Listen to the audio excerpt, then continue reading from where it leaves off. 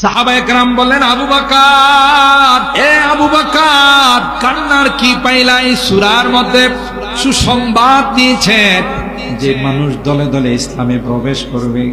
আবু বকর, বিজয়ের সুসংবাদ আসছে। কান্নার কি পাইলা রে আবু বকর? হযরতে আবু বকর বলেন, তোরা বুঝবি না, এই সূরা নাসার আমার নবীর মৃত্যুর সংবাদ নিয়ে দুনিয়াতে আসছে। কি করে বুঝলাম মৃত্যুর সংবাদ নিয়ে আসছে? আবু বকর কয়, আল্লাহ পাক আমার হাবিবকে বলেন, ফাসাব্বিহ বিহামদি রাব্বিকা ওয়াস্তাগফির ইন্নাহু কানা তাওয়াবা। এ নবী, আপনার ডিউটি শেষ। যে দায়িত্ব দিয়ে আপনাকে পৃথিবীর মধ্যে প্রেরণ করেছিলাম, নবুয়তির দায়িত্ব দিয়ে প্রেরণ করেছিলাম, নবী আমার, আপনার দায়িত্ব আপনি কমপ্লিট করে ফেলেছেন।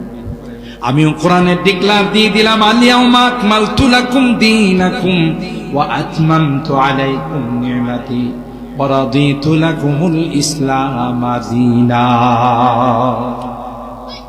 যেহেতু নবীর কোনো দায়িত্ব নাই, নবুয়তির দায়িত্ব কমপ্লিট হয়ে গেছে, নবুয়তির দায়িত্ব শেষ হয়ে গেছে, তাই আল্লাহ পাক নবীকে বললেন, আপনি এখন তাসবিহ আর তাহলিলের মধ্যে থাকেন। তার মানে হলো আর বেশি দিন নাই রে, নবী কিছু দিনের মধ্যেই আমাদের থেকে চিরবিদায় নিয়ে চলে যাবে। আর হারাপ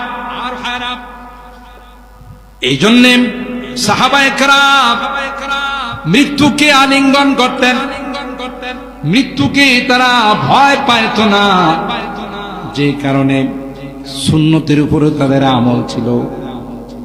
তাদের ছিল নবীর অগাধ মহব্বত আর ভালোবাসা। মৃত্যুবরণ করলেই তো আমি আমার রবের কাছে চলে যাব। সুবহানাল্লাহ।